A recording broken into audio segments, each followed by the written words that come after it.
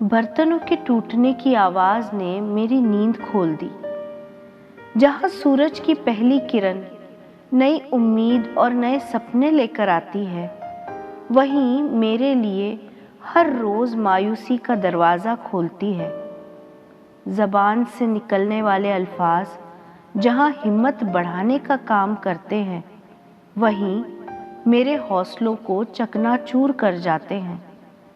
मैं एक 14 साल की ऐसी लड़की हूँ जिसने बचपन से जवानी की दहलीज पर कदम रखते हुए घर की शांति को शोर में बदलते देखा, दिलों को टूटते देखा। मेरे इस टूटे दिल में कई सवाल ऐसे उठते हैं जिनके जवाब मुझे कहीं नजर नहीं आते।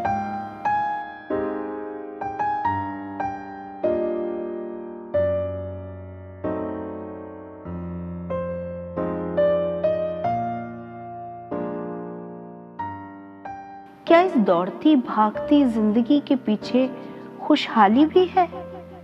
क्या ये हंसती मुस्कुराती तस्वीरें अपने पीछे दर्द भरा दिल छुपा रही हैं? कहीं आसमान को छूती इमारतों की रंगीन दीवारें किसी की चीखों को खामोश तो नहीं कर रही? क्या कोई इन आहों और सिसकियों को सुन रहा है? क्या मेरे दिल की आवाज आपके दिल तक पहुंच रही है?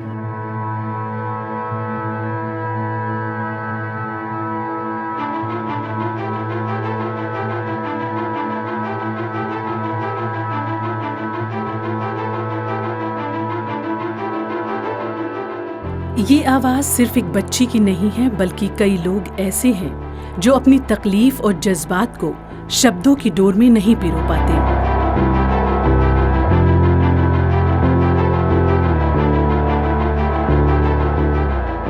जिनको हम देश का भविष्य कहते हैं, क्या उनके आज को हम रोशन कर पाए हैं? एक मर्द और औरत मिलकर एक परिवार की नींव रखते हैं। इनकी गोद में नई नस्ल परवान चढ़ती है। ज़िंदगी में अगर आप देखें तो एक इंसान परिवार में ही संपूर्ण पाया जाता है। It's only family that makes a person complete. और परिवार के बिना इंसान का कोई भी प्रयत्न या कोई भी प्रयास, कोई भी सोच एक अधूरा सपना सा ही हो सकता है। यही परिवार समाज बनाते हैं और एक उत्तम समाज ही देश की प्रगति और उन्नति का जरिया बन सकता है। फुल्टन जेशीन अपनी किताब communism and conscience of the west में लिखते हैं कि घर एक ऐसा कारखाना है जहां कौम या नेशंस ढलती है। जो कुछ आपके घरों में होगा वही असेंबलियों में होगा, वही आपकी कैबिनेट में होगा, वही सब कुछ आपकी सेक्रेटेरिएट में होगा और वही सब कुछ आपके न्यायालय में होगा। जैसे घरों की जिंदगी होगी वही पूरे समाज की जिंदगी होगी। We all know that families has been a very, very ancient unit structure of a society, right from the beginning of mankind. We also know that family has to function to create a society that is healthy, a society that can be poor, a society that can be economically very high. घर बसाते हैं तो उसमें प्यार, ममता, करुणा, स्नेह, भाईचारा, mail मिलाप, सब चीज़ें जब एक घर में बस जाती हैं और उस घर में जो लोग बसते हैं उनको परिवार कहा जाता है। मगर आज हमने समाज की इस नींव को खोखला कर दिया है। परिवार की इकाइयां कमजोर पड़ रही है। फैमिलीज डिसइंटीग्रेट हो रही हैं, फैमिलीज में तनाव आ रहा है और फैमिलीज टूट रही हैं। ऐसा नहीं कि सारे फैमिलीज टूट रही हैं, बल्कि फैमिलीज टूटने, बिखरने, फैमिलीज में नाइत्तेफाकी पैदा होने का जो अमल है, जो प्रोसेस है, वो ज़रा सा ज़्यादा होने लगा है। ऐसे इवेंट ज़्यादा होने लगे हैं। इसकी कई वजूहात हैं, लेकिन जो बड़ी अहम वजह है वो ये है कि हस्बैंड एंड वाइफ अपने राइट्स और ड्यूटीज को सही अदा नहीं कर रहे हैं। अगर खानदान ही टूट गए तो अच्छे इंसान कहाँ से तैयार होंगे? और अगर अच्छे इंसान तैयार ना होंगे तो एक स्वस्थ समाज और एक शक्तिशाली देश की उम्मीद कैसे की जा सकती है?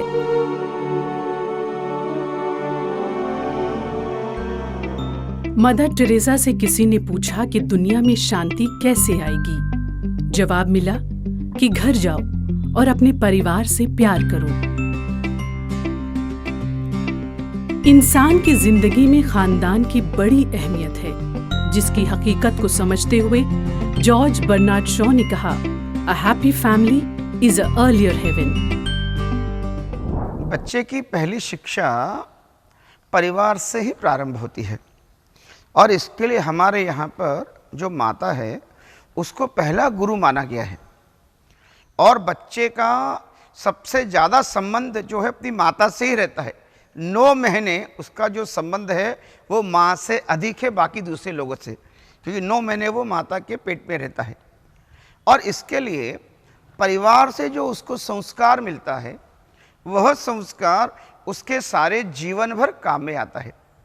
The role of the family is to create support, emotional and physical and mental, for their members of the family.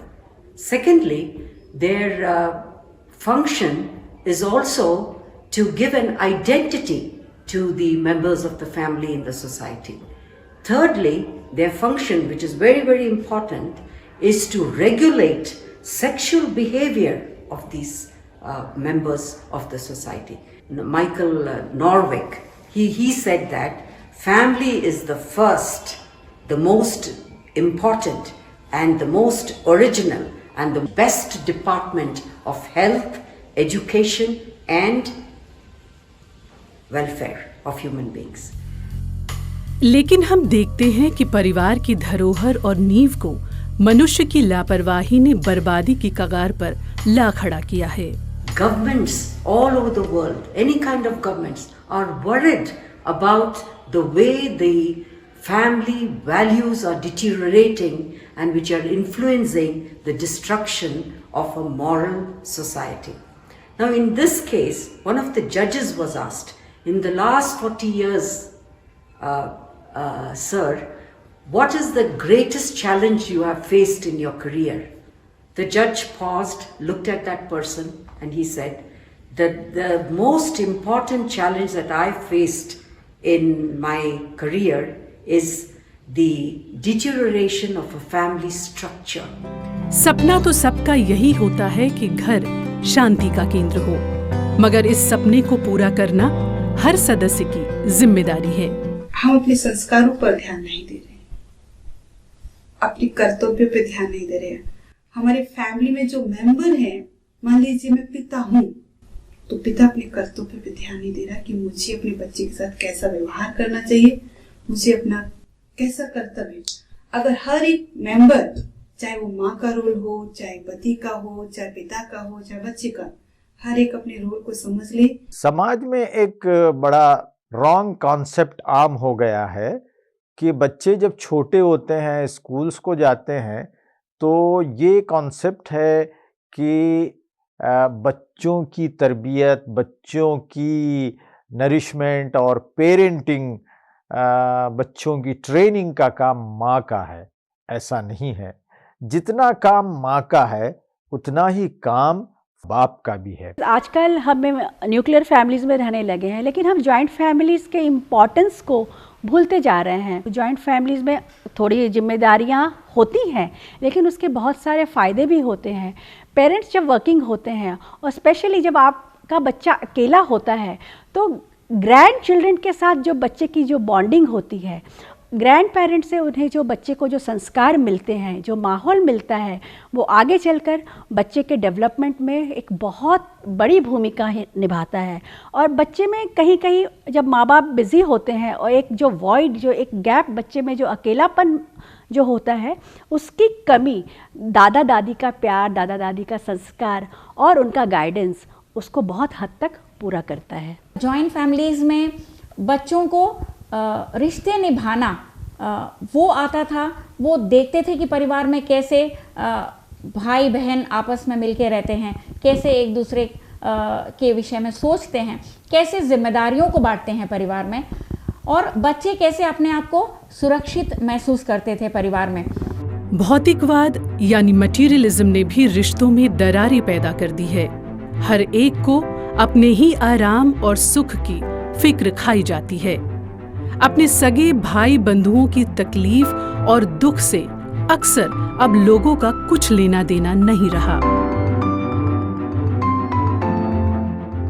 समाज के, परिवार के टूटने का जो मुख्य कारण है वो हमारा भौतिकवादी सोच ही है। पुराने ज़माने में आदमी संतुष्ट था, जो परिवार में मिलता था वो सब लोग उसको इतना शेयर करते थे। जब ये प्रश्न आता कि इतने जॉइंट फैमिली का सिस्टम था, लोग सब एक साथ रहते थे, परिवार में आपस में विवाद भी नहीं था, तो उसका कारण ये है कि उतना भौतिकवादी हमारा सोच नहीं था। People live more comfortable lives because of materialism, but materialism has definitely brought down the family togetherness. The love, the bonding of members of the family have become a remote idea for the members of the families today. Equating life or equating success with only money, equating success with only materialistic gains, जो कि शायद सही नहीं है। आज बहुत सारे ऐसे इंसान हैं जो पैसे तो बहुत कमाते हैं लेकिन खुश नहीं हैं। घर में बढ़ रही गलतफहमियों और झगड़ों का सबसे ज्यादा असर अगर किसी पर होता है तो वो घर के मासूम बच्चे हैं। एक्सपर्ट्स बताते हैं कि जो बच्चे घर पर रोज रोज बड़ों के झगड़े देखते और सुनते हैं, उनके व्यक्तित्व पर नकारात्मक असर पड़ता है। In the context of domestic violence, what we look at it at three facets. One is the domestic violence causing direct harm to the child's safety. Secondly is the care of the child compromised, his or her emotional needs, physical needs, and thirdly the traumatic nature of domestic violence itself. Like it will be a traumatic experience to the child. So those are the three facets that need to be looked at. When we're talking about divorces, most children may be affected by the fact that their parents are undergoing a separation or undergoing a divorce. This is especially so in the first and second year after the separation or after the divorce. Children may react with distress, with depressive symptoms, with anger, disbelief, disdain. कई बार वो बच्चे खुद ये बताते हैं कि मेरे माता पिता अलग हो चुके हैं, या घर पे अक्सर पिताजी जो हैं वो शराब पीकर आते हैं और झगड़ा करते हैं, तो इसलिए मैं पढ़ नहीं पाया रात भर, या मेरी तैयारी नहीं हुई है, या मुझे जो पढ़ने के लिए जो चीज़ें चाहिए वो मिलती नहीं हैं। तो ये सारी चीज़ें कई बार कई बच्चे ये बताते हुए कई भावुक भी हो जाते हैं, इमोशनल हो जाते हैं। तो जब कारण पता लगाया जाता है तो ये पता लगता है कि परिवार में उनकी समस्याएं चल रही हैं, या तो माँ घर छोड़कर चली गई है, उनके विचारों में जो है वो एकता नहीं है। अगर किसी भी एक फैमिली मेम्बर अपने रिस्पॉन्सिबिलिटी से ज़्यादा अपने राइट्स को अहमियत देता है तो उनके बीच में एक खटास सी आ जाती है, एक अनहेल्दी एनवायरनमेंट क्रिएट हो जाता है। जो फैमिली मेम्बर ज़्यादा स्ट्रॉन्ग होता है, जो ताकतवर रहता है, वो कमज़ोर के ऊपर जुल्म करता है और इसी जुल्म को वो अपना अधिकार सा समझता है।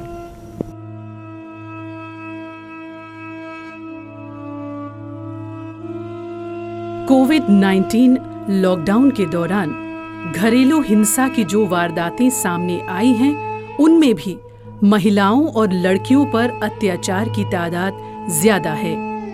Actually, there was a report in the Hindu. उस रिपोर्ट के अनुसार मार्च 25 से मई 31 के दौरान 1477 घरेलू हिंसा की शिकायतें दर्ज किया गया है।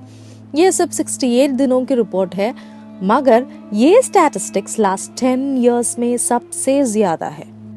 हजारों माओं, बहनों, बेटियों की जिंदगियों में गुजरी जुल्मों सितम की दास्तानें कुछ सुनी, कुछ अनसुनी और बहुत सी घुटकर दम तोड़ती नजर आती है। We all live in a society that is extremely unequal, where women are not treated and are not recognized as equal to men. And it's absolutely necessary that we go to the underlying roots of this inequality. ये सोने आंगन का सन्नाटा चीख कर बताता है कि आज भी क्यों इस देश में मासूम कलियों को मां की कोख में ही मसल दिया जाता है। क्या ये उसका कसूर था कि वो एक लड़की थी? आखिर क्यों वो मां अपनी आवाज नहीं उठा पाती? क्या होगा गुलसिता का ये अंजाम सोच लो, जब बागबां फूल मसलता दिखाई दे।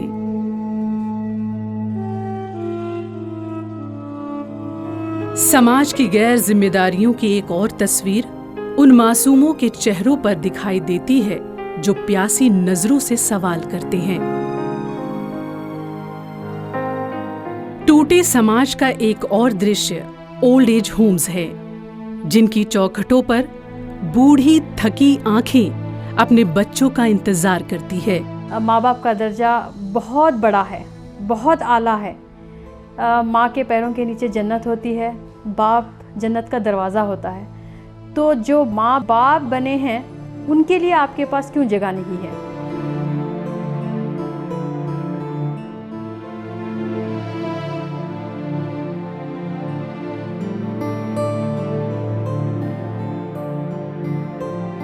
उम्र की लकीरें समाज से सवाल करती है कि क्या जिंदगी भर की कुर्बानियों और वफादारियों का सिला अपने ही घर से बेघर होना है?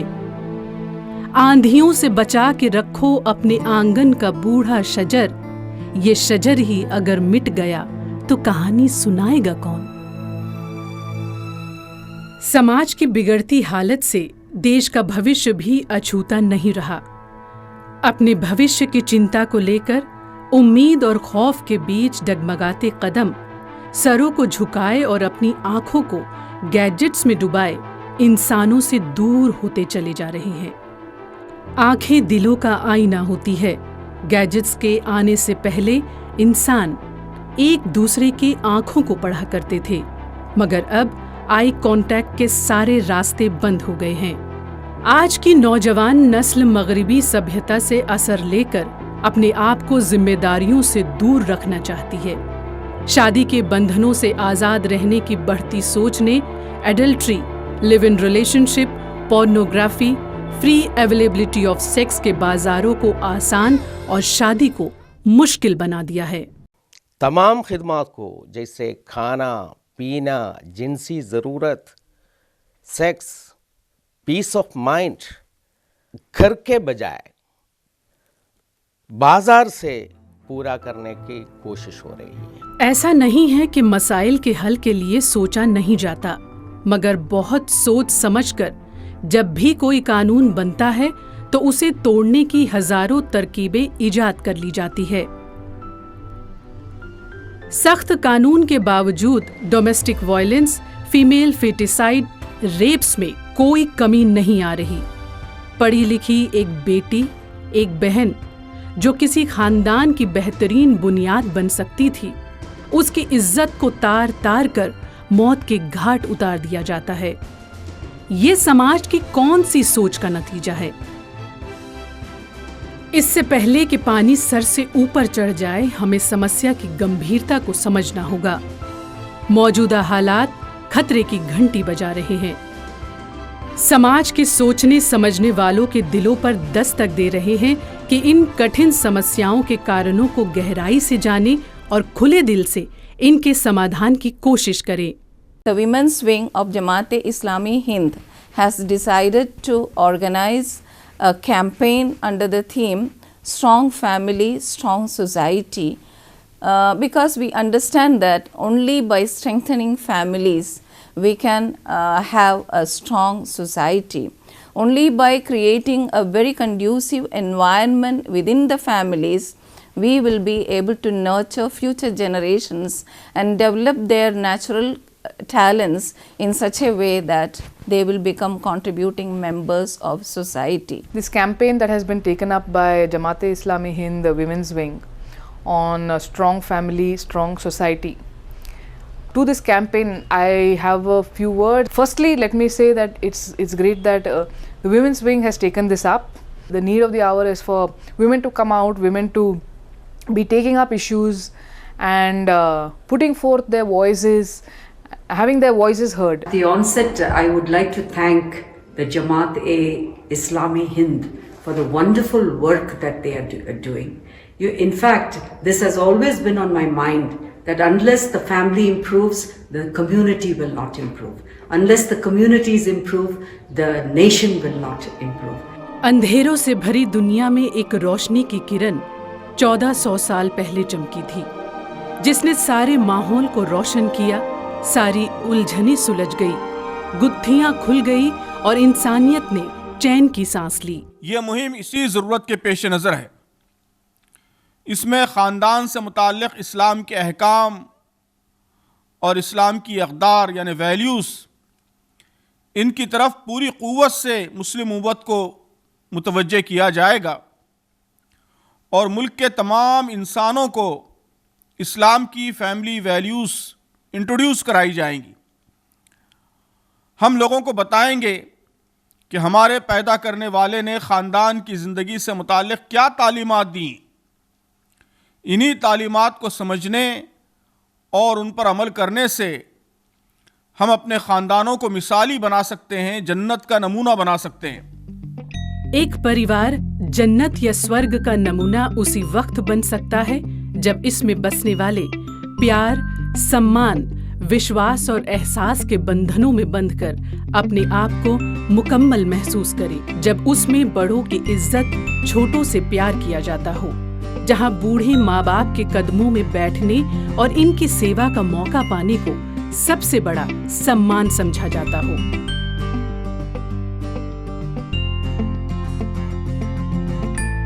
बच्चों की किलकारियों और खेल को देखकर सबकी थकन दूर हो जाए। हमें एक सफर करना होगा, अंधेरों से रोशनी की ओर, कड़वाहट से मिठास की ओर, और ये उसी वक्त मुमकिन होगा जब समाज का प्रत्येक व्यक्ति अपना योगदान दे।